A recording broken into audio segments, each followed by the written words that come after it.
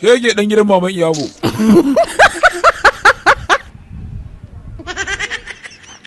Abadu Allah du annabi.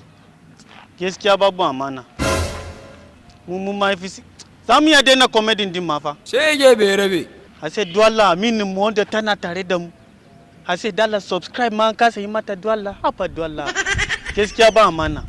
In dai ana son mu da mu siga ba da comedy to a shiga YouTube Idris Keti a danna mata subscribe sannan a danna mata karorawa domin samun zafafan wakokin bidiyo na soyayya da kalaman kauna. Duwalla taimaka danna mana subscribe. Idan danna subscribe za mu dawo mu yi comedy. Idan ba danna subscribe ba kayan mu yana tasa mota na mu yi ba da. Shege bai rabe. Kuma maman Yabo ba zai bar mu dawo ba. Ba za mu kara tunawa Idris Keti a danna subscribe sannan a danna kararrawa. Mu ji yayi pling pling bang bang bang bang bang bang. Shege dan gidan maman Iyabo. Shege baki.